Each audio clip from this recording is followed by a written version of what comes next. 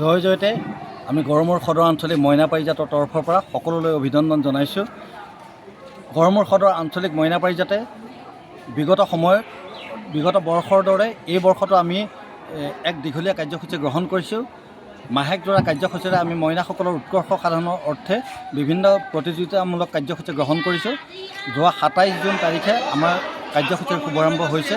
তাৰ পৰৱৰ্তী কাৰ্যসূচী আজি আমাৰ এটা দিনত আমাৰ কাৰ্যসূচী হৈ গ'ল। যিটো আমাৰ ৱৰ্কশ্বপ আছিলে, ৱৰ্কশ্বপটো শেষ হ'ল আৰু তৃতীয় দিনৰ কাৰ্যসূচী আজি আমাৰ সাহিত্য প্ৰতিযোগিতা অনুষ্ঠিত কৰিছোঁ। সাহিত্য প্ৰতিযোগিতাত আমাৰ চিত্ৰাংকন, কবিতাৰ বৃত্তি, আকস্মিক বাক প্ৰতিযোগিতা, কুইজ কম্পিটিশ্যন আৰু তেনেদৰে আমি সাহিত্য প্ৰতিযোগিতাসমূহ অনুষ্ঠিত কৰিছোঁ। তাৰ লগে লগে অহা 15 তাৰিখে মহকিনা হৰি মন্দিৰত আমি দিহা নামৰ প্ৰতিযোগিতা অনুষ্ঠিত কৰিছোঁ।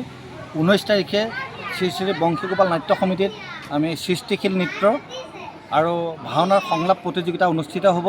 26 তাৰিখে আমাৰ ক্ৰীড়া প্ৰতিযোগিতাসমূহ অনুষ্ঠিত হ'ব আৰু 2 আগষ্ট তাৰিখে আমি বৰ্ণাঢ্য কাৰ্যসূচীৰে আমাৰ সামৰণি অনুষ্ঠান হ'ব। সামৰণি অনুষ্ঠানত সদৌ অসম মইনা পাৰিজাতৰ সন্মানীয় উপসভাপতি, সম্পাদক, মাজুলী জিলা মইনা পাৰিজাতৰ সন্মানীয় বিষয়ববীয়াসকল সকলো উপস্থিত থাকিব আৰু সকলো ৰাইজৰ আমি সহযোগিতা কামনা কৰিছোঁ যাতে আমাৰ মইনাসকলক আৰু আমি আগবঢ়াই নিব পাৰোঁ। এই মইনা অনুষ্ঠানটোৰ যোগেদি আমি সকলোৰে আন্তৰিক সহযোগিতা কামনা কৰিছোঁ। ধন্যবাদ।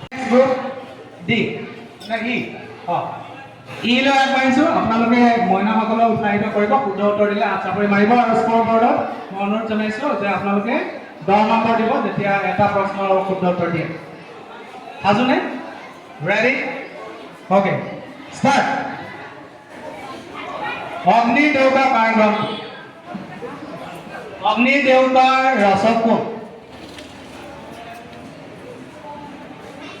অসমৰ প্ৰথমজন অসম সন্মানেৰে সন্মানিত বিভূষিত ব্যক্তিগৰাকী কোন?